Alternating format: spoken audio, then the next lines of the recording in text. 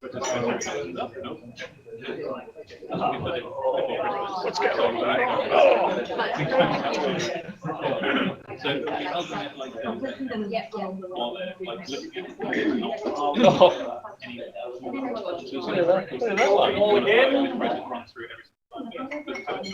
Hope you all had a good lunch. We're just waiting on Alyssa. One of you has stolen Alyssa to get some technical input on a few things, so we'll get her back in a minute. Okay. All right. Okay.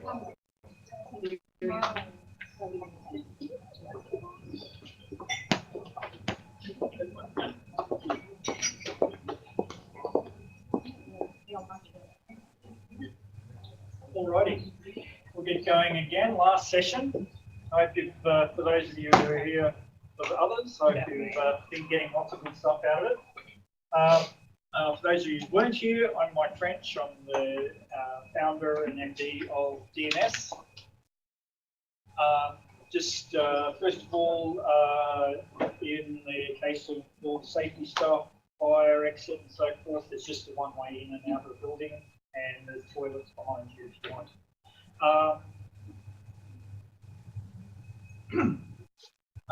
This session we have a couple of other guests online. One of the things I've spoken about previously is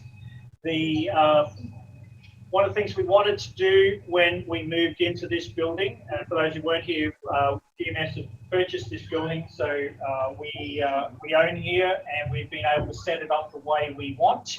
And one of the things we've been trying to do is set up an environment where we can do days like this, so we can get everybody in together and to mingle and learn and so forth.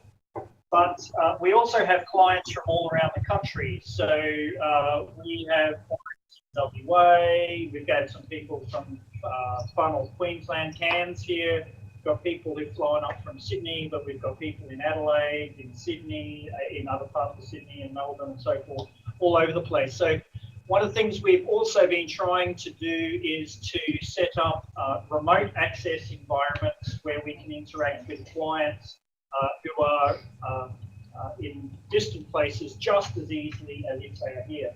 So I think we've got on the line the people from MSWA. Are you guys there? Sorry about that. And for those of you who are big fans of Chris, we've also got Chris on the line. Hi, Chris. Hello. Okay, excellent. So we'll just adjust the AV settings.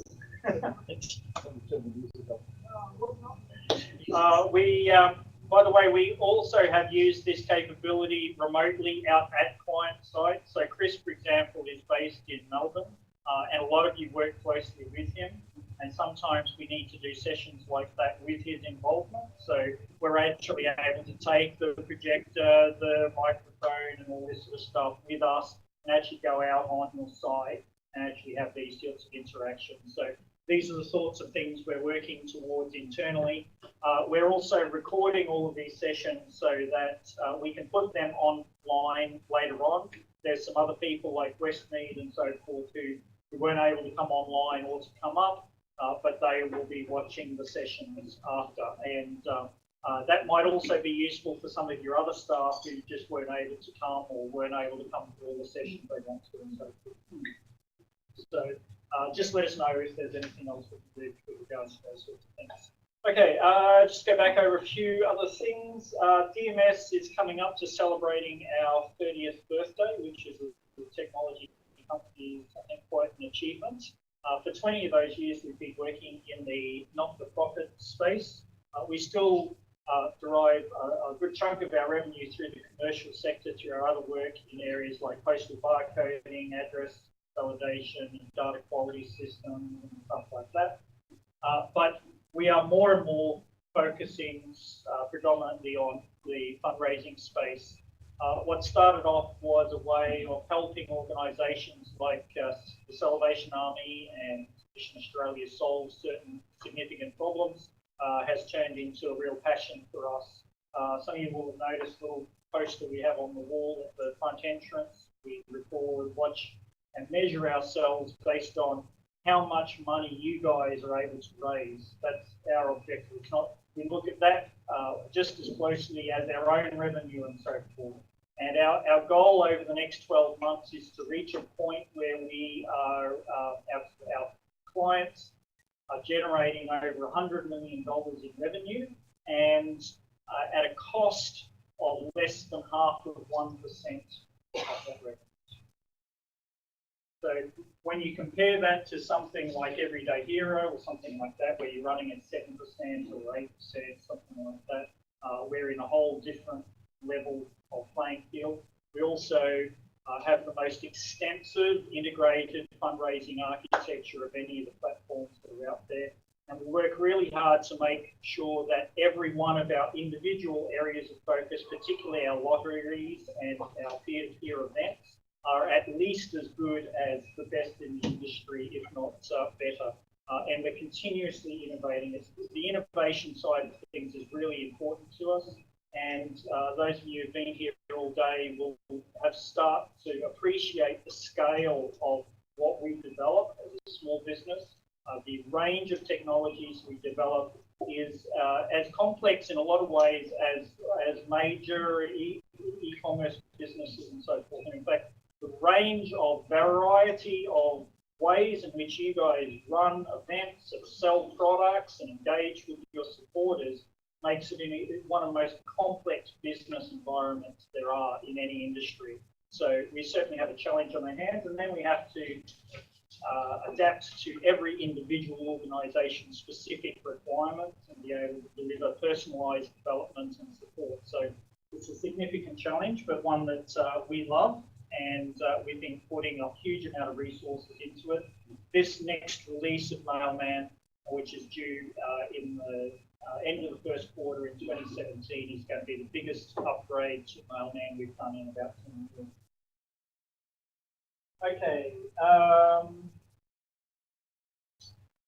let's jump straight into some of the new technical stuff and start seeing some of the toys that you're going to be getting next year. So first of all, most of you use the Campaign Man tool. But one of the things that you will have noticed was that Campaign Man does not have the same login authentication process that Mailman does. It's just the idea originally was that if you have access to the Campaign Man application, you probably have the authority to use it, to control it from that level. What we've added to Campaign Man now is the same login capabilities as you have Mailman. We haven't gone through yet and done any of the granular control, like you can't say you can access Contacts Explorer but not the other Explorers or anything like that. We haven't gone to that level, but you use the same username and password as you do in Mailman, and now you can control individual users as to whether they can access Campaign Man. So that's the first big change. Next, we have made a number of changes at the activity management level. The first is activity codes can now be up to 20 characters in length. Previously, they have been 10. So that only changed about 30 different tables and about 80 different screens in the software. But you're now able to, particularly those of you who are running very complex multi-part campaigns, and a lot of them, this is very important. So I know a lot of you are very active. In fact, just in the sessions today, I just checked my email. There's emails from Marta, there's emails from MSQ. So it's great to see that you're all very active in those sorts of marketing. A couple of other things. We've added an extra field. Now this down here called cost center code. Now this is the same as a job code for those of you using IOP. Same sort of deal. There's some changes in Mailman itself as well with regards to that. and it's primarily to accommodate some of the more advanced accounting requirements that some of our customers are asking us for. The term itself changes depending on the environment. Okay, and we've made some changes to some of the cost management fields. So for example, you know that most of these fields here, the costs have been total values. And what you have the option is now is either using the total value or saying entering a per unit cost. So for example, this is the mailing and telemarketing cost. So in a mailing, it's pretty simple. You know, you talk to your mail house and you say, I'm going to send out 100,000 pieces, and they tell you, right, that's $150,000, and you put that amount in, and if you view up or down, that's not a big deal. But if you're doing something like telemarketing, where you might have a cost of, say, $8 a call or something like that, and you don't know how many of those calls are going to be done, you can enter a value in as a unit cost, and the number of people in that activity then is used to combine with that unit cost to create a total cost. So too, we have a similar issue on the cost of fulfillment. So many of you have said, well, we've got a pretty good average of the cost of fulfillment per item, but of course, the number of items in the responses in an activity will vary during the course of the activity. So you can also use a per unit cost there. So that will modify the total cost of fulfillment as you place your orders, or as the orders are processed through the system. So those numbers will continue to change in the Explorer as your campaign progresses.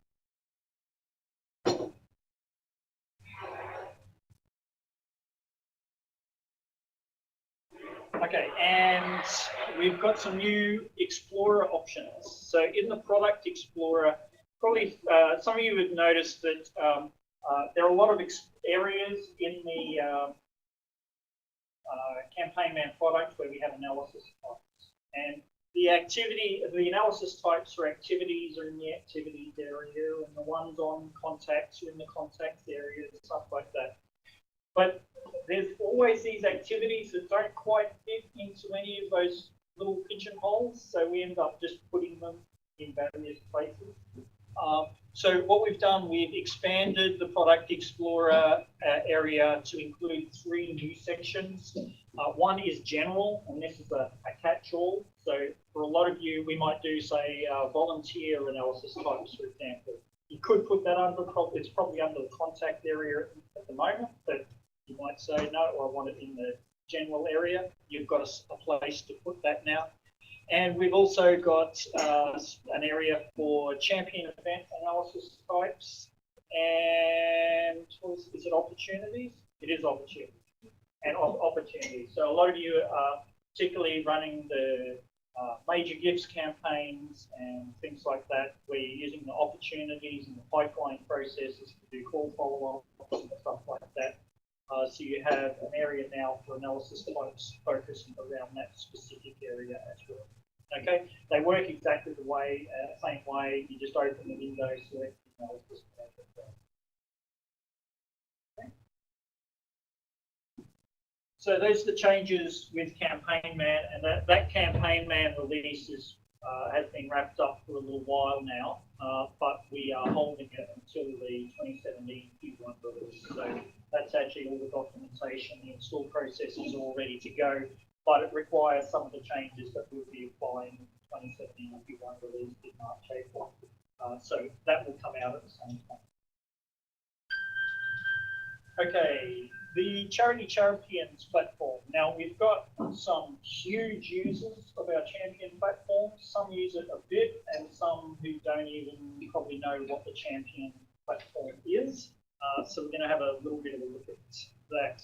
Probably the easiest way, most of the industry is familiar with the likes of Everyday Hero and Artev, which is now Stream, and so forth. Peer-to-peer fundraising. The big problem from our point of view with a lot of these platforms is they're external, and they are campaign focused.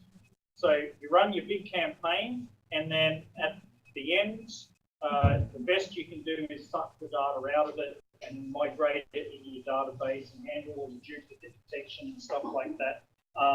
And then you get to the next year, and you start afresh, and on you go, and on you go.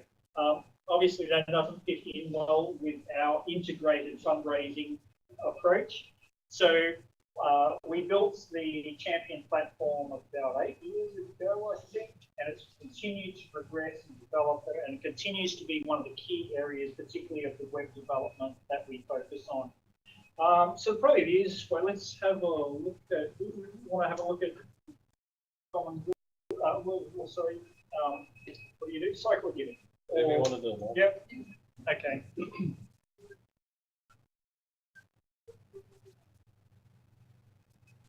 Okay.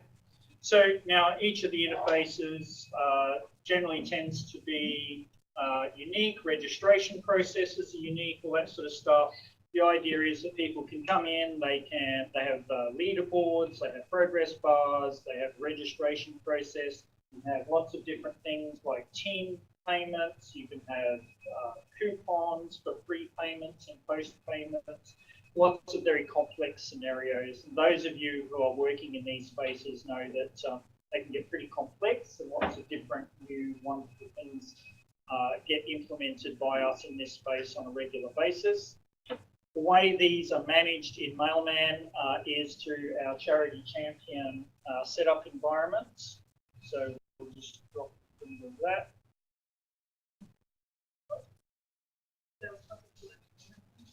Yep.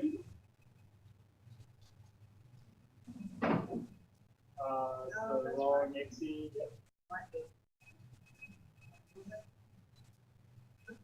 Yeah. And with these peer-to-peer platforms, there are literally hundreds of different options and different registration types and so forth. So the screens look pretty big and scary, but once you've gone through it a few times, and we often set the first ones up for our clients, it gets easier and easier. And we also have a clone facility. When you progress from one campaign to the next, you can clone the previous campaign, so you've got a good starting point. The key thing with the champion event system is that it is fully integrated. So somebody registers for an event or makes a donation or whatever, it's straight in the database. No transfer of data, it's live. You can then use that information in real time if you wish in contact selection and remarketing. You got live details coming through. One of the funniest times was when we implemented for Commonwealth Queensland Hospital Foundation, and I went up to Cairns to start training them, and I had a hard time keeping their attention because they kept looking into the reports to see how much money they'd raised now, how much now, and how much now, because the money just keep coming into their platform. So that's, of course, why we build these systems. So some of the changes to the Champion platform, probably one of the biggest ones, for technical reasons, a few years ago, a lot of the fulfillment devices that you have, such as thank you for signing up, somebody's registered for your team, somebody's made a donation, all these emails that the system automatically generates had to be implemented as articles in our campaign management system rather than letters, which is how it's a broadcast email, for example, is normally set up. And that had to do with some technical restrictions with regards particularly how graphics were accessed by the Mailman system and stuff like that. So we were forced down that path. But since then, we have developed some new technologies and new approaches that have allowed us to circumvent that. So now we are progressing clients, or will be progressing clients, to a letter code-based setup for the fulfillment devices. So you'll be able to use either. So if you've got an existing event, it won't change. Indeed, if you clone an existing event, it will stay the same. But if you set up a new event, you'll be able to change you'll be able to select whether you want to use letter codes or articles. If you go to letter codes, you use the letter maintenance to set up the emails and so forth. Now, yep. Yeah, so it'll become available with the release in March, April. Okay, but then we have to work. This is another area where we need to work with each of our clients on the specific events because the web infrastructure needs to be configured to use the metacode as well. Sorry, we're doing this. Yeah. We need to take any letters. No.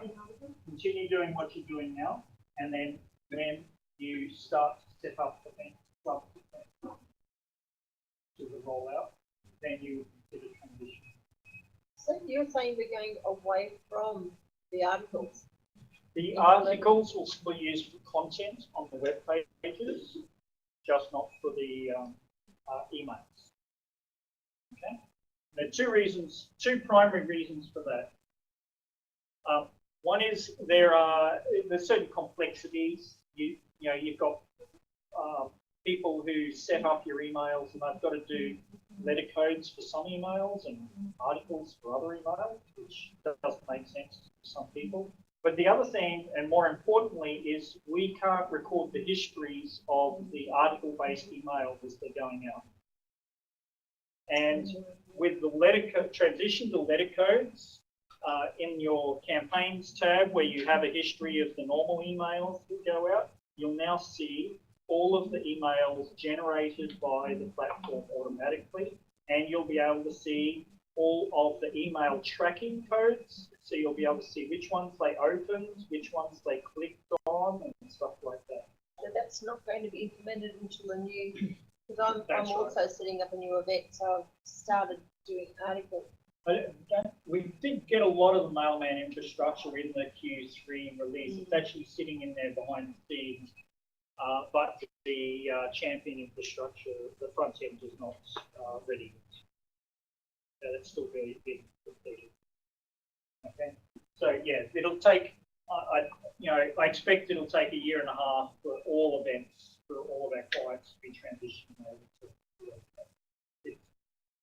Yeah, it'll just take time. But it has a number of advantages once we get there. You'll also have the ability to resend emails from the campaign tab as well. So if they didn't get there, thank you for registering, here's your login details email, for example, we'll be able to resend things like that. So that's the reason why we're heading down this path. As I said, we solved the problems that stopped us doing it originally, but we're now making some projects. But we've now got a big job in transitioning the structure.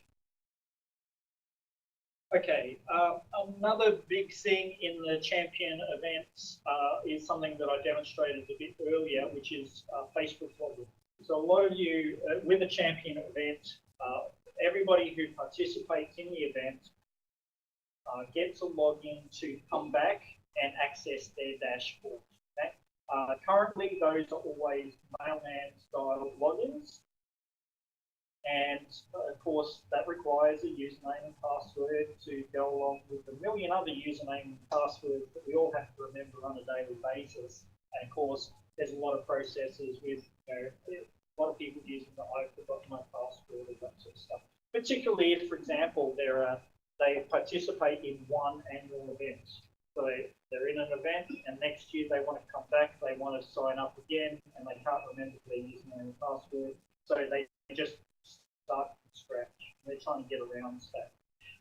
The way we're doing that is by adding Facebook login support. So let's we'll show you how that works in a donation page. Okay, so we've already logged in, but there'll be a login using your, say, MSQ login or login via Facebook. As with the other sections of the system, the idea is to retrieve all the contact information and make that process then quite seamless. The other thing that this will allow us to do is once you're inside the dashboard, things like a a lot of you offer kickstart your fundraising by make a donation yourself. With the new tokenization structure, that will be able to be done as simply as typing in the amount you want to donate, leaving it as the use the card I've already got on file, and clicking on OK. A very simple donation process. Like at the moment, if they go to register for an event, Yep. they log in if they've already participated. So do we have that screen where it comes up and says we're an existing member?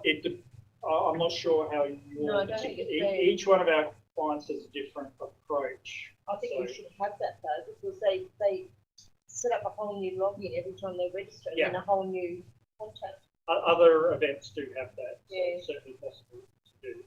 But it's each client has different approaches. But we can get that. Yeah.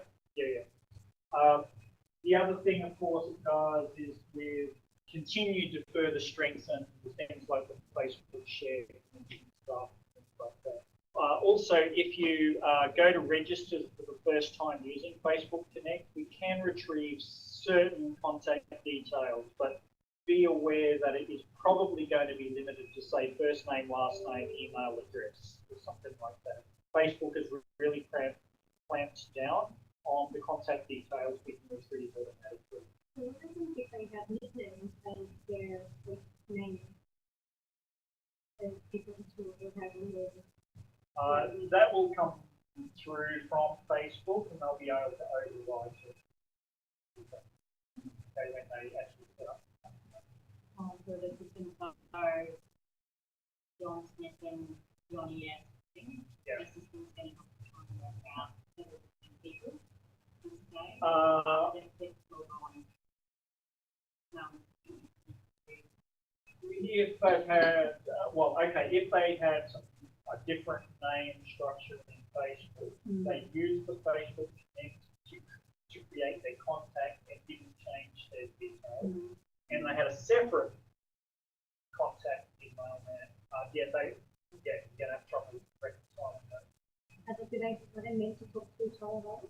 Like details from the Facebook login? Now, what we have the ability to do, for example, if they log in with the MSQ login, and they can add Facebook, so they can add it to an existing account. That would be the correct way to go about it.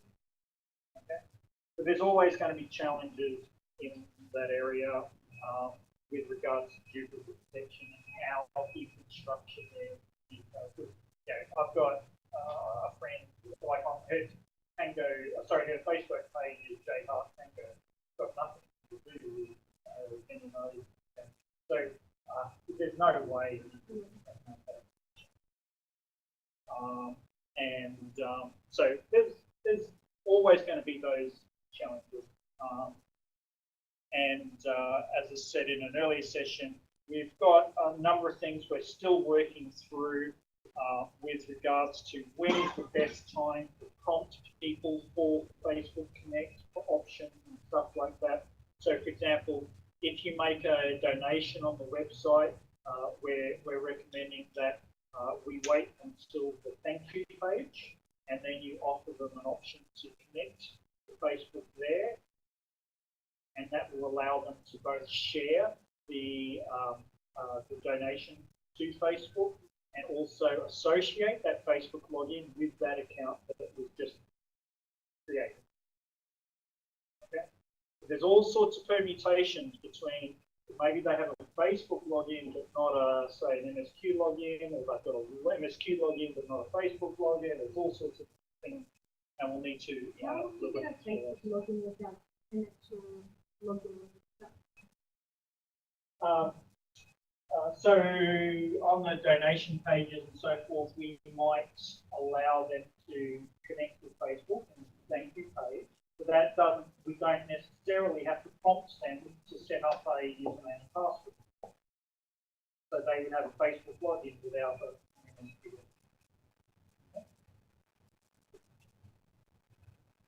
okay.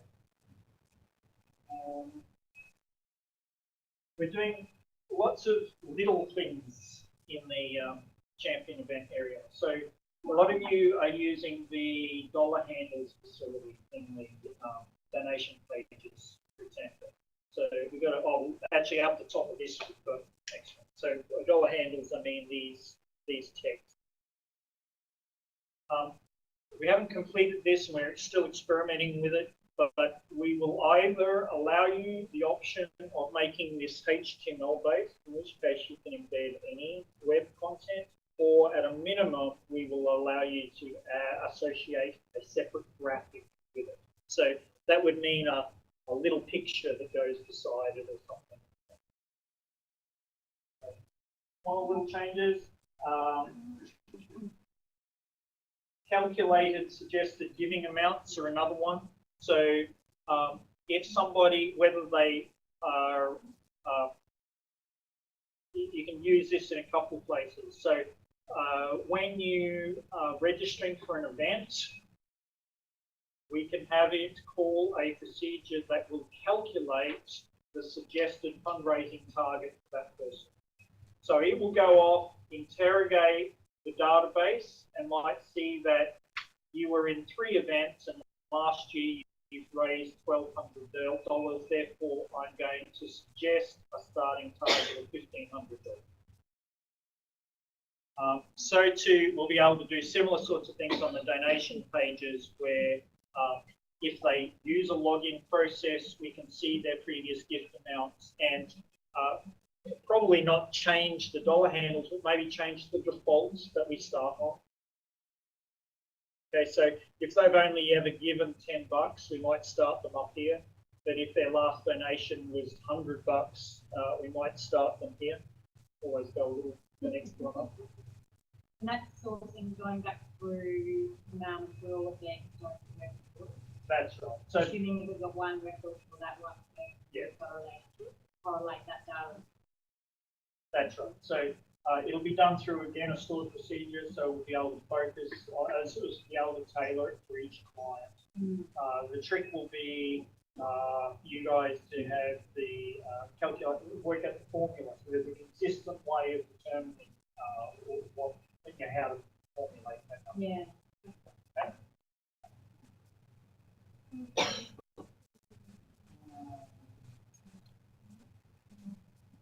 Okay.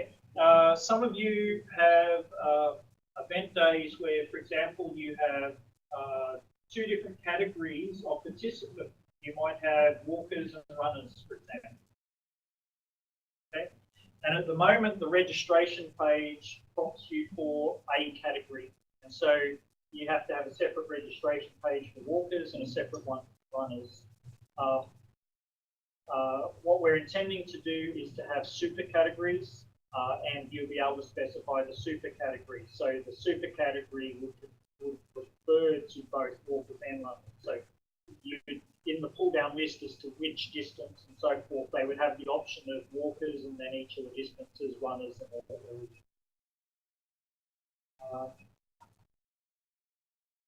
Non-lowerable fundraising target. So some of you on your dashboards allow people to modify the fundraising target during an event.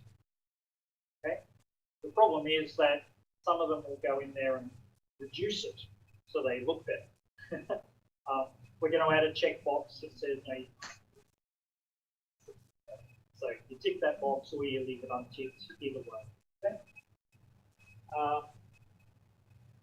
And something that Chris might want to have a little bit of input on.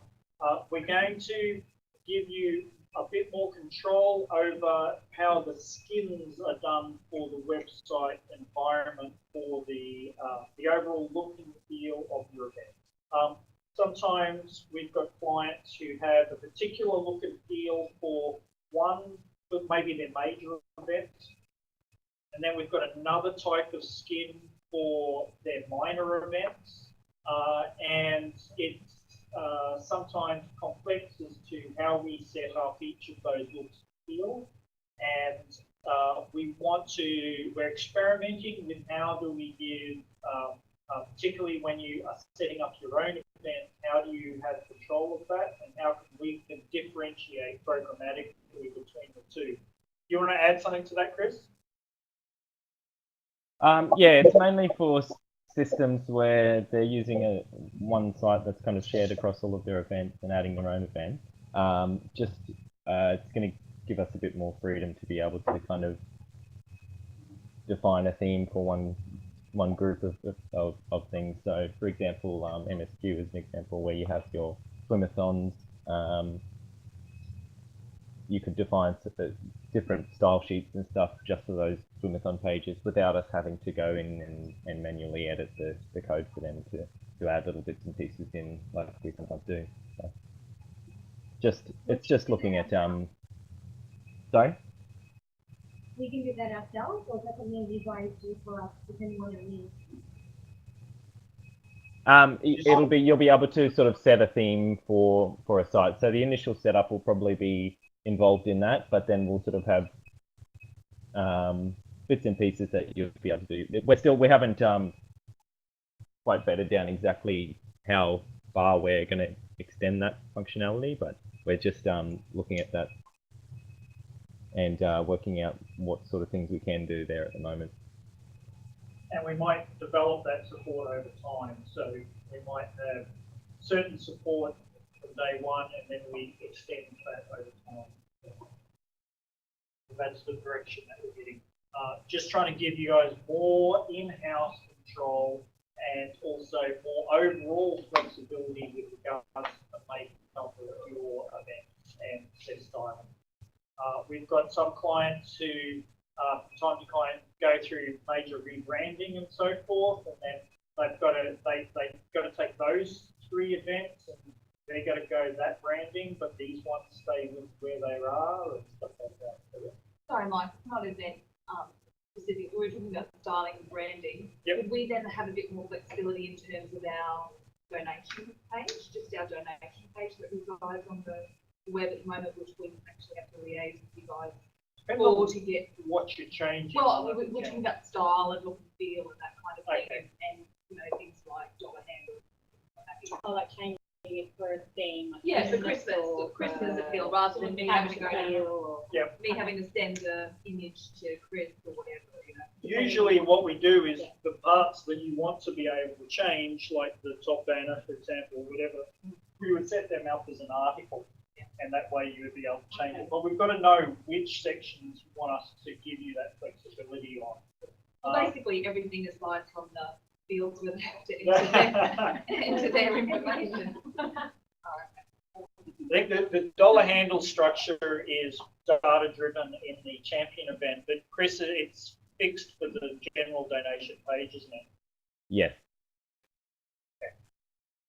But there's ability to file. To a degree, yeah. As I said, any area where you want, like you can say, this word here is an article, this top banner is an article, the thank you page is an article. We've had different legal pages depending on the campaign. We've had all sorts of stuff. You're just going to tell us which areas are going to be fixed and which ones you want as articles to give you that flexibility. Okay, and we do appreciate that often you don't know what you want to change until after you've got it. So in those cases, we can go back to existing pages and just replace the text with an article. We frequently do that. Well, that's not a big change at all. That's literally, an hour or two of work, I think, for most articles, isn't it, Chris? Yeah, less than that in a lot of cases. It just depends on the particular site and how big the change is, really. But best to group them all up. So do like you wouldn't do this article and come back 2 days later and say that article and so forth. You try to group them up. That way the QA process is more efficient.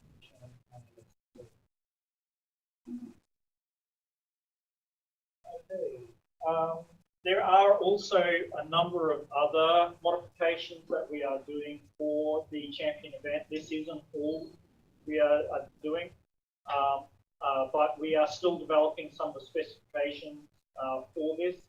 This will be one of the last areas we develop in the next release because we're giving ourselves some extra time to complete all the other changes like the tokenization, which are going to have a long QA process, whereas the champion event infrastructure, these sorts of changes generally tend to be more minor.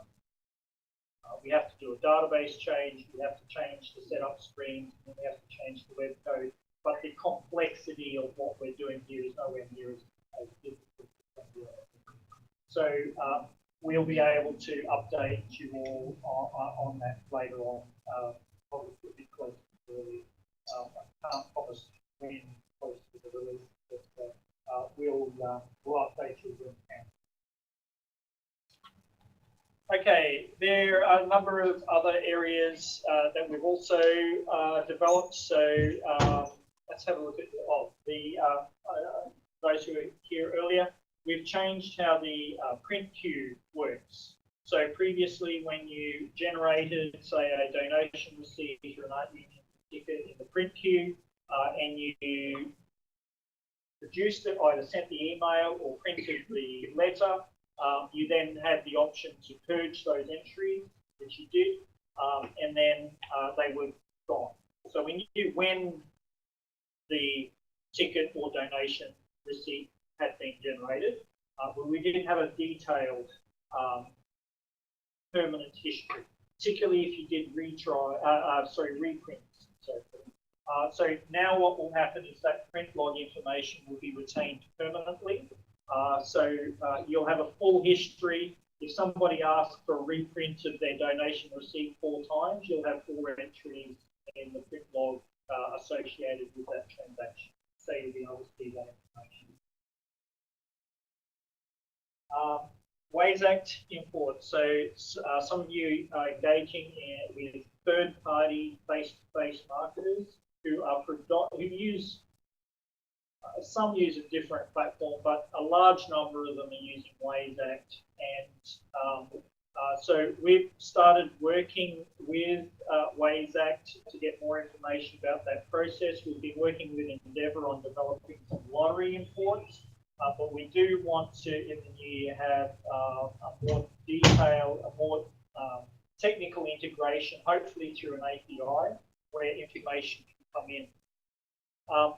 Also, Ways Act have told us that they can integrate with your payment gateway. So what that will mean is if you've engaged a face-to-face marketing firm that's using Ways Act with PayPal, for example, they can implement that credit clearance process for your bank account on those agents' machines, and they can process the transaction immediately and have the token for the payment come through to your system. Ideally, what we want is that to be, if not real time, close to real time, and for it all to happen through the API, and for us to be able to even generate the receipts and stuff internally on the Mailman platform. So currently there's different arrangements with regards to ticket and receipt production, but with some of the facilities that we're implementing with override letter codes and stuff like that, which I'll come back to, we want to centralize more and more of that fulfillment generation, and it helps to have that sort of direct integration. XML order types. Now, this sounds very technical. You know that we have support for dozens of different transaction types in Mailman. So, everything from normal donations to bequest donations to pledge donations and soft donations, and then we've got orders and gift tickets and lottery tickets and fan order tickets. There's lots and lots of transaction types. And yet we've got other clients who still want more different types of transactions.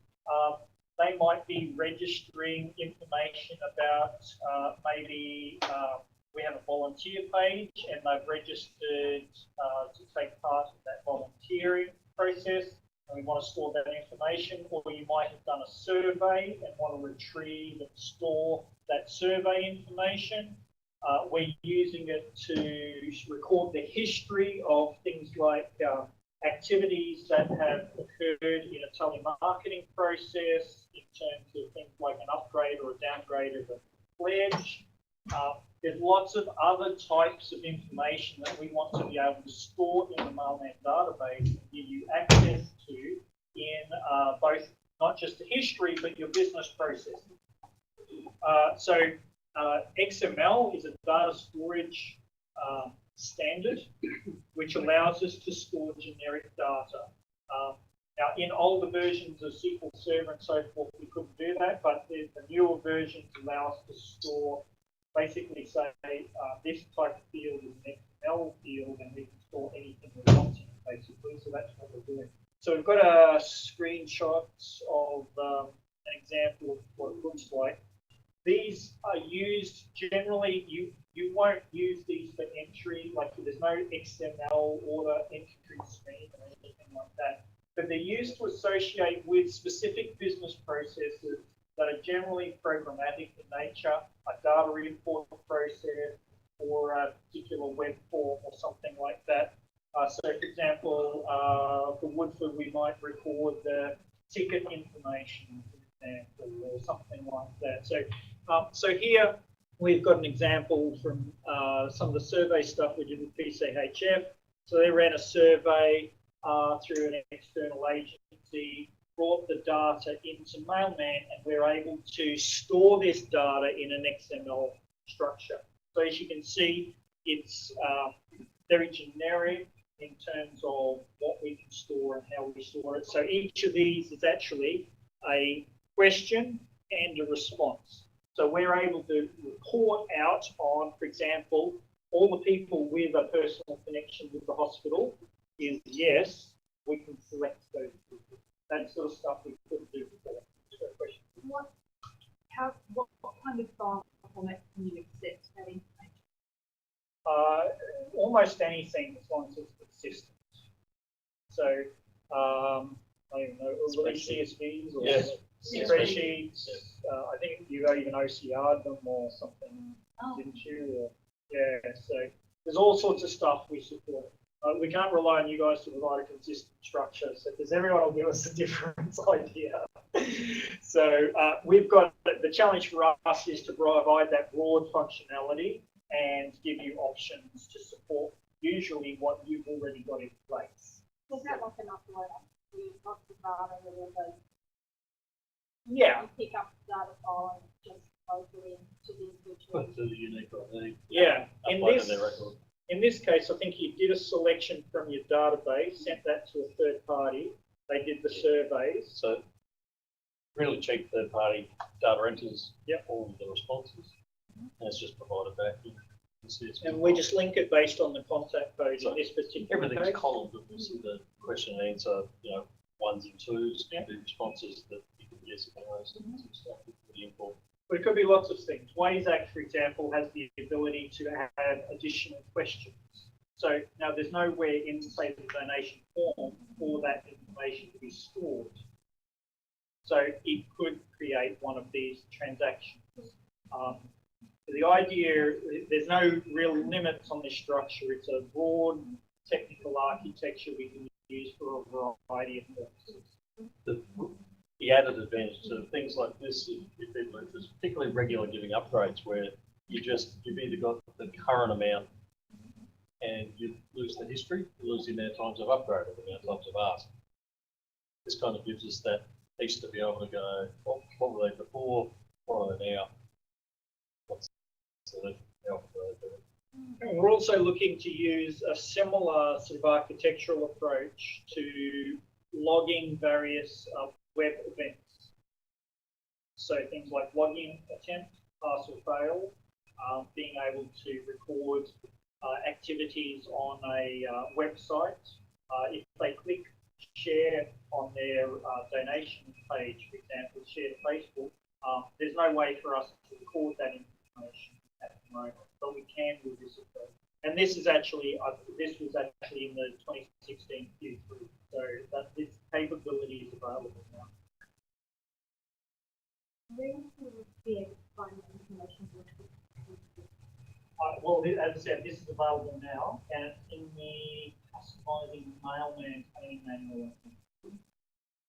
Okay, it's a Barry level document. Okay, because it is when you're dealing with XML, you have to know what it is and how it works. At least, Barry is a Barry level document. or at least you need to know how to spell it. Yeah. But this, the data sources that we can use to pump this in are usually technical in nature. So they will be a new web page or a new data form, or he might use the Brisbane Bay app to upgrade some of these, or whatever it is. You know, there's different things that you guys can do. The idea, as I said, is to create a broad universal option that can be used in different ways.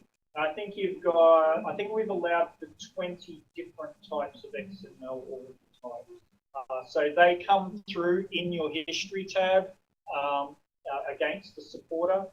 You can open them and see them as you saw there, and you can name what it is. So you can say this order type is surveys, and this order type is pledge upgrades, etc. So you can actually see them come through.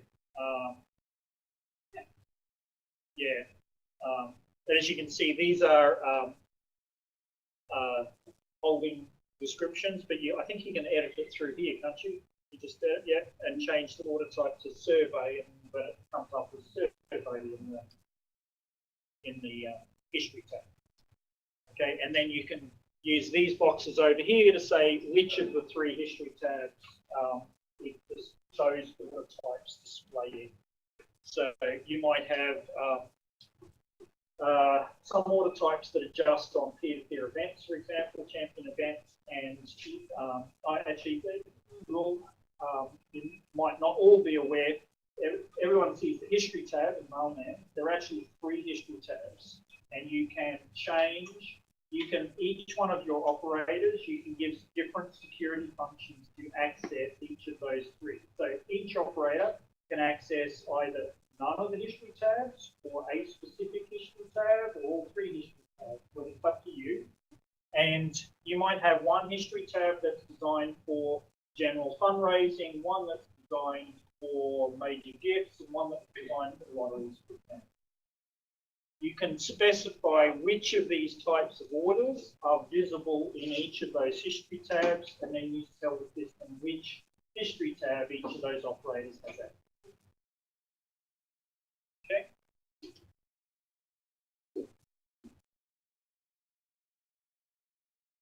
Okay, view events. I'm going to go back to view events again for some people that haven't seen this.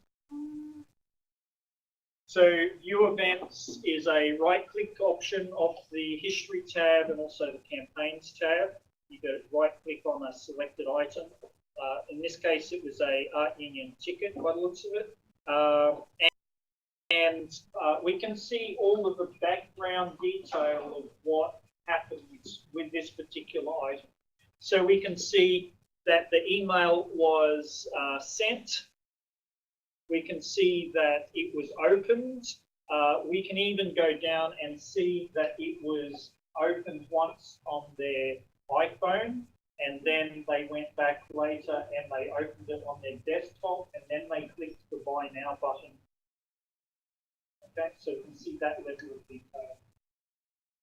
And these view events also extend to areas like the end of day process, like the GL export, credit clearance, and stuff like that.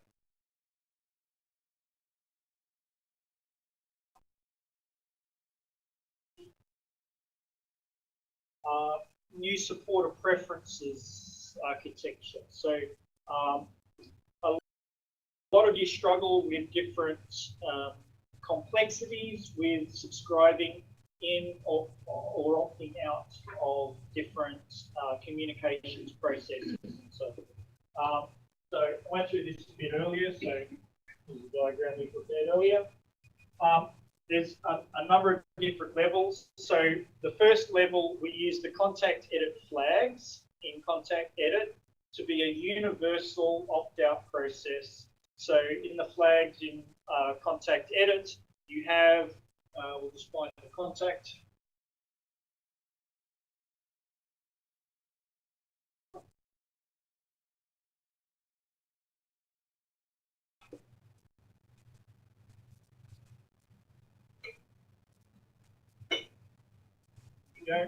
So we have the never contact, the do not email, do not mail.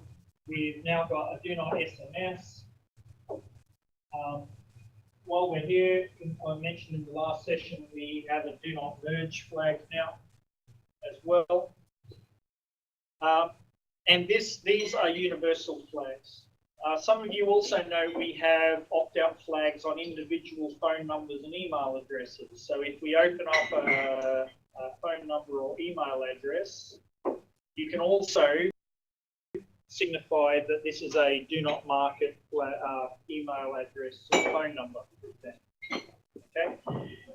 But we still needed to provide more granularity with lotteries, events, fundraising, etc. So coming in the next release will be a new tab here, and you'll be able to divide it into a hierarchical structure. So you might have lotteries, events, fundraising. Underneath lotteries, you might have a prize home and a car lottery. Underneath prize home, you might have different levels of communication and so forth. And you can select the opt-out option for the particular channel for each of the levels, and it will flow through. So if they want to opt out of all mail or all lotteries, for example, you mark the do not mail on the lottery level. If they don't want to receive, maybe they just want the bonus draws for the prize home in the email, we can open up bonus and say do not email at that level, etc. As long as you use the right contact selection to use, all of that will flow through and be automatic.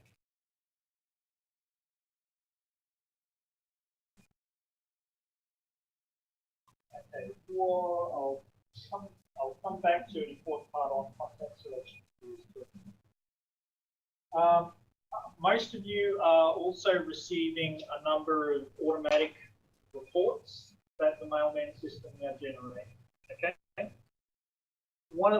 This has been most of you have really loved these reports, and they come in every day, see how much money you raised this month or last week or whatever it is, whatever we've configured it for you. And we've got a number of these automatic reports now. I think we've got a daily, a monthly, a year-to-date. We've got some custom ones for people like Shannon here, and we've got an events one. We just did we developed this software out back, but I think FNQ, you've got it, MSWA. I think we've rolled it out to all clients now, but I think we started with with MSWA and with Far North Queensland. So there's a number of these automated reports, and we expect this to increase. So more and more of these reports. We have plans, for example, to do an audit trail report. So at the moment, for example, at the bottom of the daily report, you've got things like how many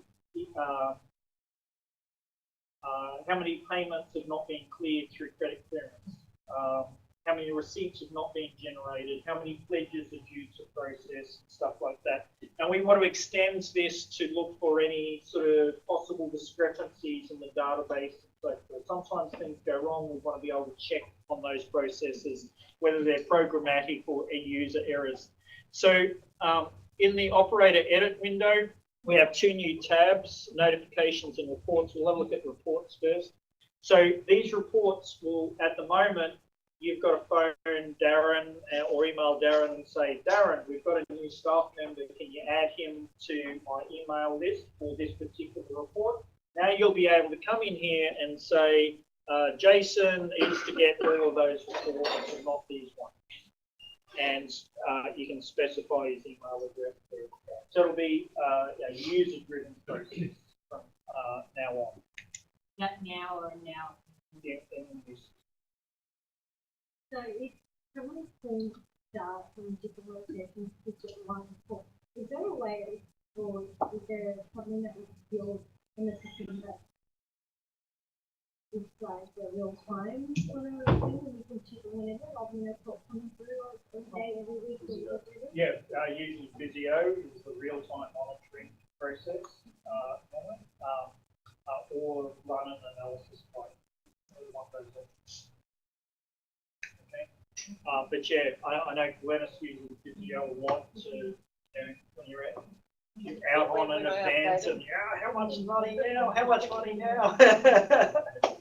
So it's a great way of getting exposure of certain things, even through to your board level members. So give them a Visio account, give them access to specific metric stuff that they're watching. Shannon's not here. Keep them in the dark.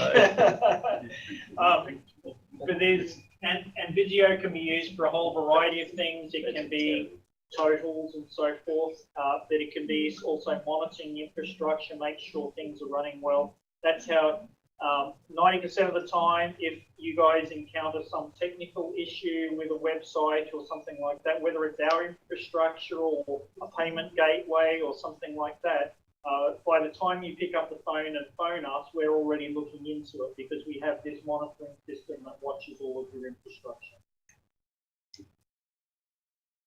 In fact, most areas, most infrastructure issues, we are actually able to resolve before you guys even know. So that's even better. Okay, notifications is a new thing as well. So at the moment, some of you are aware that we keep a log tracking of a lot of the events that happen in the system. So if you change the address of a supporter, it gets logged. If you process a donation, it gets logged, etc. And this information is stored in the process logs in the database. Contact level stuff is available in the log tab in the contact edit window, which a lot of staff don't have access to, and there's a reason for that. We generally don't want to broadcast to everybody that have disability. And also it's available through either programmatic through the back end, or there is a view log table, a view log window in Mailman as well. We're making two big changes in this area. One is at the moment, most of the logging is done in a fairly sort of technical manner. What we actually do is often we take the SQL statements that we're sending through the database and we put part of that stuff into the log. So you've got to remember, everybody wants this log stuff, but hardly anybody ever uses it. So we've not put a huge investment into making this human readable. Usually it's once every 2 or 3 years we get a request from a client to say, look, can you check into what's happened with this record or whatever, and we're able to use that log information, track it down. But now we're starting to get people like areas like major gifts and so forth who are wanting real-time or almost real-time information of any changes that are impacting certain key clients. So if you're a major gifts officer and you've got somebody who gives you $10 million a year, if he changes address, if he unsubscribes or whatever, you want to know about it. Okay, so the idea is to try to, this will take us a little while to get all the areas covered, but what we're trying to do is record as much of that information in as close to plain English as we can, and then to provide a different series of categories of these notifications, and to give you the ability to have automatic notifications of those people. So this connects through to the opportunity pipeline area, and if you, for example, if we select, this would be say hourly or daily, so let's say hourly, and we'll define what the notification types are. And then if we have an opportunity, let's add opportunity. Can we add opportunity?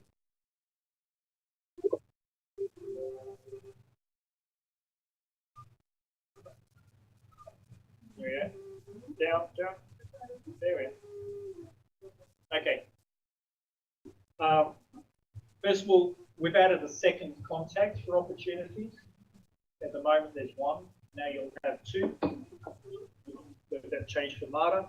And you'll be able to say, notify me of these changes. So what it'll do is it'll combine the opportunity people in your pipeline with types of notifications and the frequency you've indicated in the operator setup. And that will produce an hourly or daily email notification of those changes that are occurring. Okay. Any questions about that stuff? And who's using the opportunity stuff here? Some clients use it a lot and others very little. Do you guys use it for your telemarketing offering, just to call back later? That stuff. Okay. Yeah. We get a lot of people aren't even aware that it's there. It's mainly around making sure regular call follow-up and so forth happens. So you can set up that this person is being chased by this particular staff member about this particular cause, and that we're targeting getting $1 million out of them, and we've got a medium level confidence, and we last spoke to them on Tuesday, and the next call is due in 2 weeks' time. And it will send them an email in 2 weeks' time saying, hey, call Mike. Okay, so it allows you to manage that overall process. This can also be associated with business processes on your website. So, for example, it's pretty common to have this associated with, say, a will kit download on the website, where it causes a request officer to then follow up 2 days later. Those sorts of things can be automated.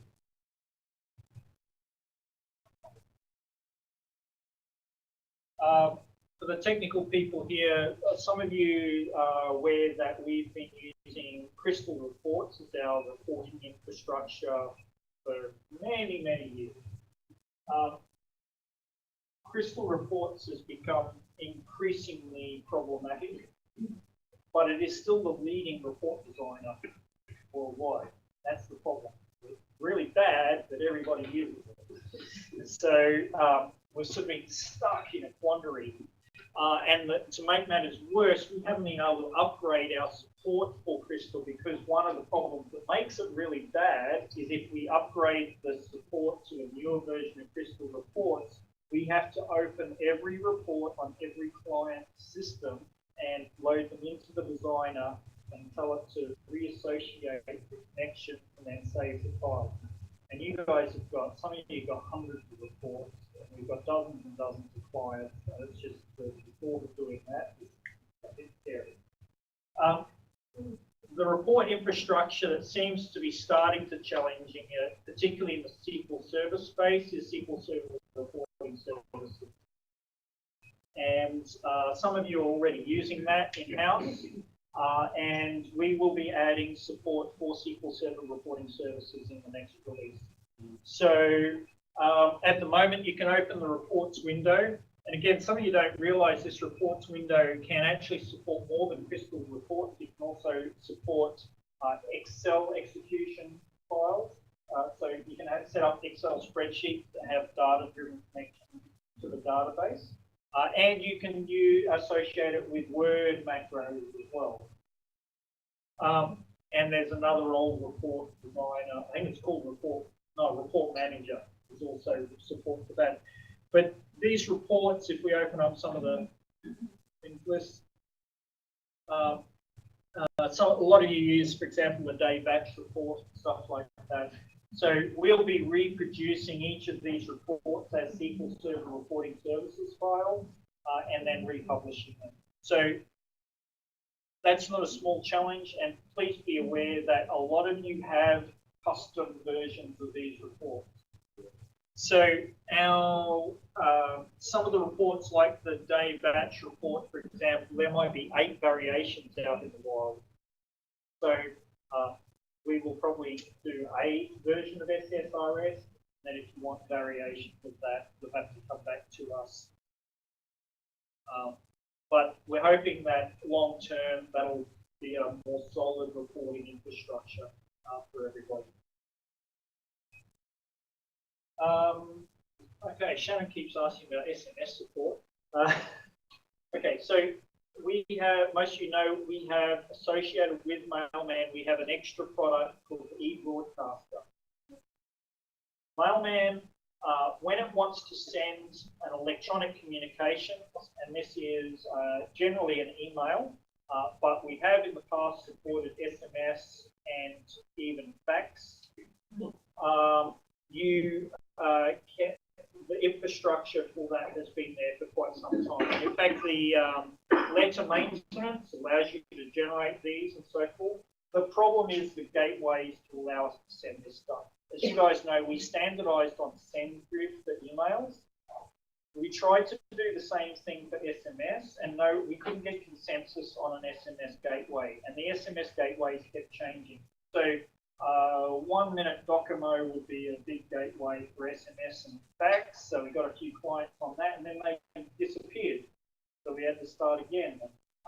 And then we'd spend all this time supporting another gateway, and then we'd go to our clients and say, here's the gateway for SMS, and they'd say, yeah, but this one's 3 cents an SMS cheaper, so we're not going to use yours, we'd rather do the file transfer and save $30 a month. You know, so we had to deal with all those sorts of complexities, and what happens at the end of the day is the integrated SMS support, while it's still there, it's not well supported. We are revisiting that. So we haven't decided which SMS gateway we're going to use. And please bear in mind that supporting a gateway like this, depending on the level we support, can be quite a bit of work. And then, as I said, we have fragmentation on what gateways people use. It's the same problem as the payment gateways. You're all using different payment gateways. So then we have different SMS gateways, different fax gateways, etc. But the broadcaster supports it, so we can integrate with that. At the moment, you can do SMS broadcasts through contact selections, generate a file, and upload that to the SMS broadcast website.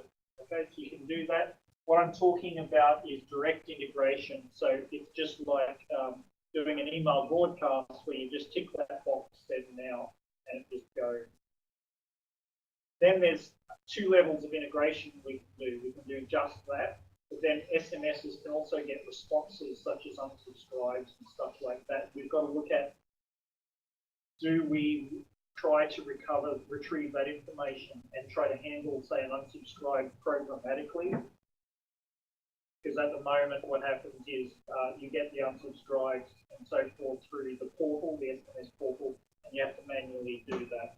So it's all an issue of cost and time and all the variables and so forth for different gateways that people use. So we'll continue to communicate with you all as to what we're doing.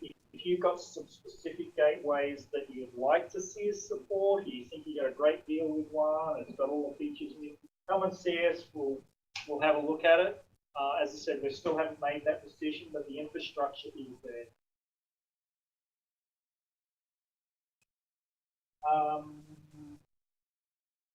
Unless you're okay with the volunteer stuff, or we'll do that later. No, I went you through went it through it with before. you. Okay. Yeah. Do we have the volunteers tabs at least? We got 15 minutes, is that right? Yeah. In which bit? Yes. Yes. Okay. We'll do this very quickly then. This contact selections is a biggie. Okay. So. We have a volunteers tab in Mailman and it supports a whole variety of functions and capabilities. The problem is that no 2 organisations seem to run a similar type of volunteer structure. Everyone's got a different. Woodford have a huge volunteer structure. What are you, 7,000? 2,600 a year. Yeah. Yep. So even bigger than your ice cream stuff. When Fred Strolls do the ice cream stands at the Ekka every year. So they have a big volunteer process for that. 100 ships. Yep. So they have a website registration. So they go online, register on the website. The data comes straight through the tab. They indicate what shifts they're going to do, what level of capability they have, when they're available, that sort of stuff. And then there's various back-end processes to try to manage that and so forth. And there's a variety of things like medical conditions and all that sort of stuff. This sort of stuff, as I said, every client wants different stuff. For example, we put in blue cards, but apparently there are red cards and yellow cards and stuff as well. Except football. I don't know. Yeah. No, it's to do with first aid and all sorts of stuff. Anyway, different clients have different requirements. Bottom line is these capabilities are here. They can be integrated to a website and different processes, but come and talk to us because, as I said, everybody's process is different, and we have to adapt it for you. That's this process is in the current version Yes. of Mailman. Yeah, it's been there for a year or two. Yeah, this was a nightmare before we put this in, and then just export people based on shift and view. Sorry, in the view, just the shifts and times. We self commit them in. So basically, they're putting an expression in. Yeah. Manage that. Okay, which I think leaves us just with contact selections. Okay, big changes in contact selections. Most of these changes are already in the Q3 release. There will be some new changes to do with ops and stuff like that. But what I want to show you today is we've got what we think is some pretty exciting new capabilities, but not a lot of people using them yet. So we want to take you through and show you some of the potential. You can go back and have another look. Okay, so let's start with the output tab. The first thing we did was we've reorganized a lot of the contact selections processes, the screen, sorry. So in the last version, I think it was in Q3, wasn't it? We redid the screens, yep. We reorganized some of the screens to make them a bit more readable. Most of you are aware that we had these contact selections views, and you can create your own contact selections views if you've got some SQL skills. Otherwise, you come back to us. And this is the key to using these sorts of selections. But the idea of one of these views is that we can pull data, we can structure it so that it pulls data from different parts of the system. So before we looked at the survey order types, for example, the XML-based order types. If you want to do selections based on that survey data, we create a view for that. This particular one is got various information about the volunteer tab. Okay, so date, shift, age, etc. There's different people have done views for events, there's peer events, so they've got a team view and a volunteer view and a donor view, etc. Some people have it for lotteries where they've got ticket histories over the last 5 draws or bonus point count or stuff like that. Any information that's in the Mailman database we can expose in these views. Okay. The trick was that in the past, if you went through the normal selection tabs, well, you could use these views with SQL or use it with an analysis type. You couldn't use them with the generic contact selection. So we've added a new tab called field values, that allow you to perform complex selections based on any columns in those. So this one had, what do we have? Age, date, shift. So Shannon, we would have written you an export so you can filter it separately in Excel or something like that. So what you're able to do now is say, okay, all the people whose age is over 18, for example, or greater than or equal to 18.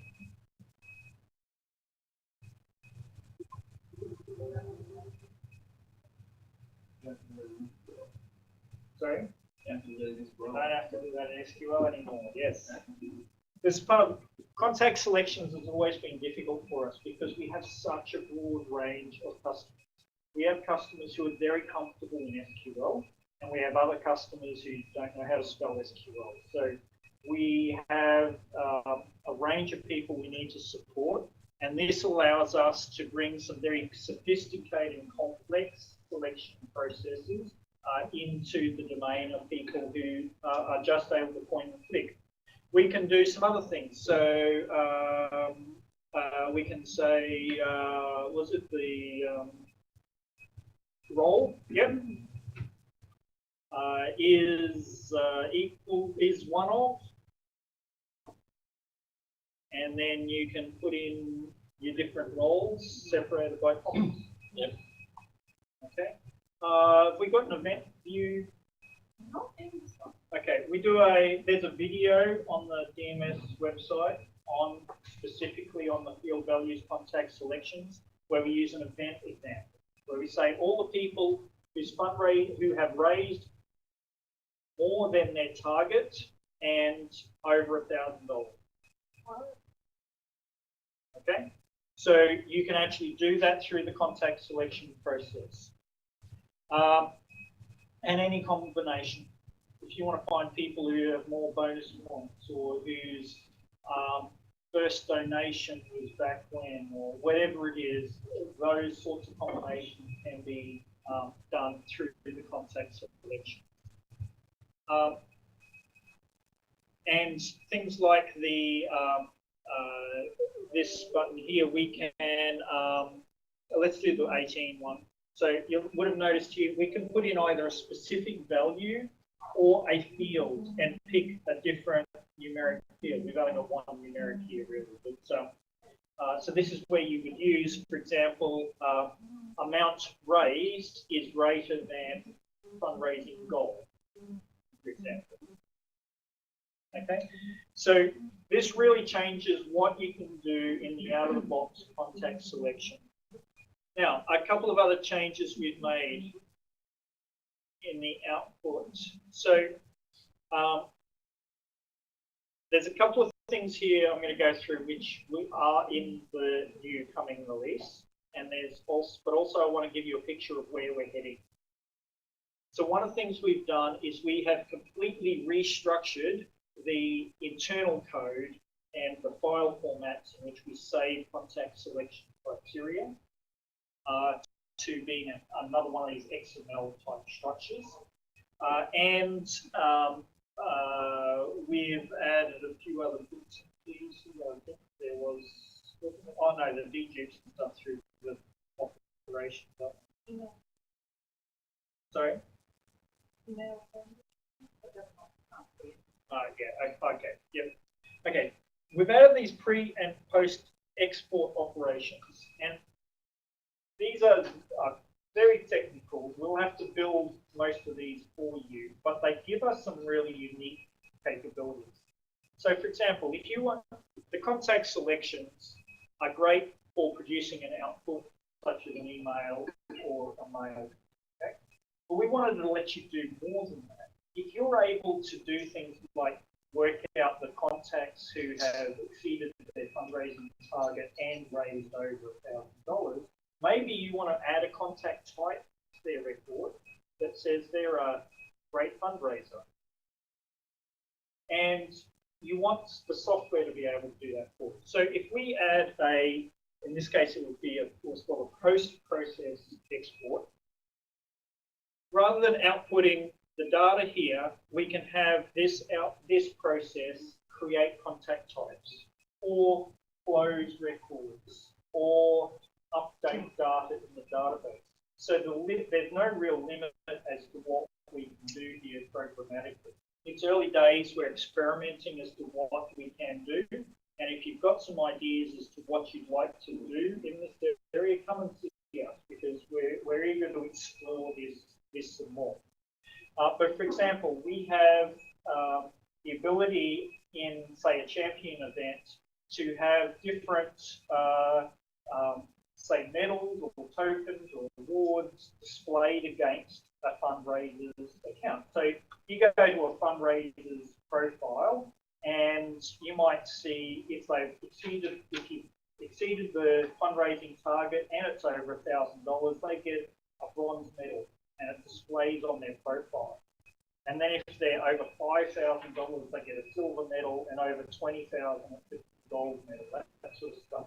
So these things to motivate people to fundraise, and it can be anything. It could be participated in 5 or more events, or being a supporter for over a certain period of time, or gave over a certain amount of money. There's really no limitations here. It's just really up to you as to how you want to do this. We're just going to help you guys connect all the dots. We've got to have the contact types, we've got to have the processes to allocate the contact types, and we've got to have the web pages to display those things. These are the sorts that we're heading to. The final stage, this stuff is already in the product. And in fact, I think it's the post-exported stuff. That's in 2016 Q3, I think, isn't it? Yeah. So it's live, it's available to you now. The next stage, and we're not sure when we're going to get to this, is to be able to execute these contact selections automatically on a recurring basis. So that takes these capabilities to the next level. So you can have this run to calculate the medals, have that run every evening. You set that process up and the system just does it. Okay. And if you combine that with some of the other capabilities, or one thing that I haven't, that we did miss, we look at letter codes. Yeah, set up. Yep. There's a little checkbox, right, I forgot to tell you about. Let's pick one of the email ones, please.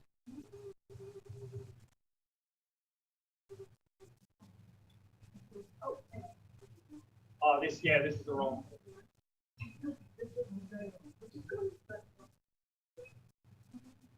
don't know if I'm doing it in the form of the last review, but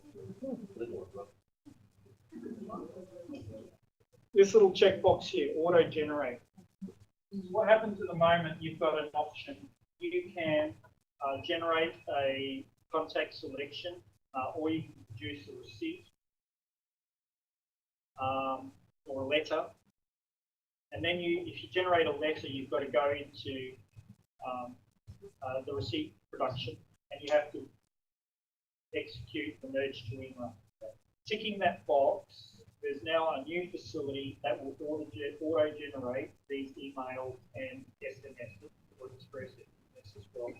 So you have one machine in the organization where you run Mailman, and you run this little process, auto-generate receipts, and it's in the background, it watches for these receipts or letter codes. And as soon as it sees one enter the queue, it sends it straight away.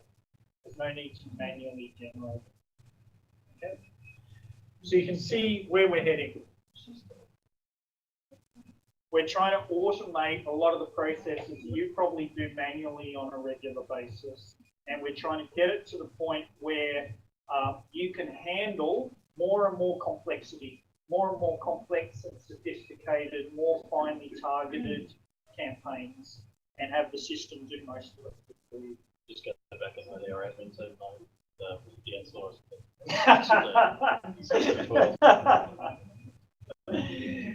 So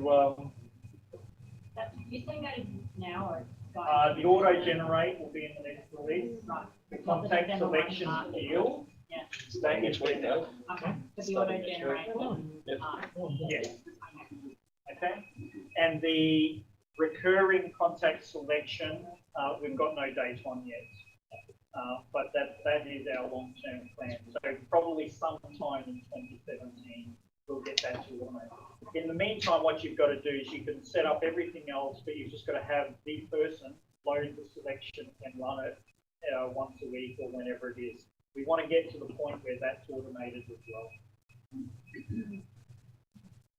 Okay. Any questions about all that sort of stuff? As you can see, we've been very busy people. There's an awful lot of work going into the system, a huge amount of business process development, software development, testing development, web infrastructure development, and so forth. So it's been a huge job. As I said, as we get closer to some of these features, we'll be coming to some of you and saying, can we try it out with you? Can we experiment? Or we'd like to show it to you and get you people, your staff, to go through it and give us feedback, that sort of stuff. There are certain things that are going to take a little bit of time to adjust. So I'm sure you're all aware of the challenges of rolling out new features and capabilities to complex products. And we're trying to get everybody involved as early as possible. And obviously this briefing is part of that process to get you an idea of what's coming, what our intent is, what our direction is, so that you can work with us on these sorts of things. And hopefully you've got a lot of tricks you can take straight back to your office and try straight away. As I said, for example, the field values selection video is on the DMS website. You can go play with that right now. There is, I think, a security function to control it. So if you don't see that field values tab, you might need a security function for it. So that's not under the support website, that's straight on the DMS website. Yeah, that's straight on the DMS one. Yep. Other than that, I just want to thank everybody for coming along and giving us your time and your inputs. Please hang back if you'd like, and there's plenty more muffins to eat, and continue to chat with us or your other colleagues here. But otherwise, thank you very much, and please, on the way out, we'd like to give you a little gift of these coffee mugs we've had done up, and please take one on the way out. So thank you very much. Thanks, Chris. Oh, you here, Chris? Yep, I'm still here. Yep. Yep.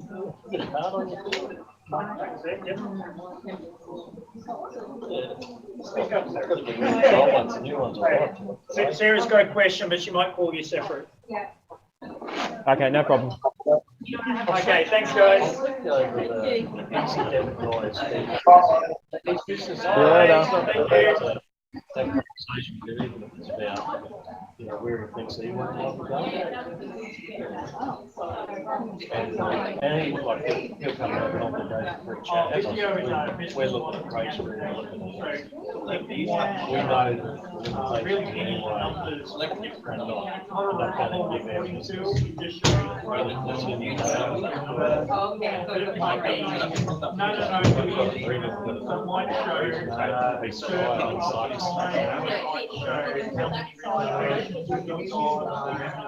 We had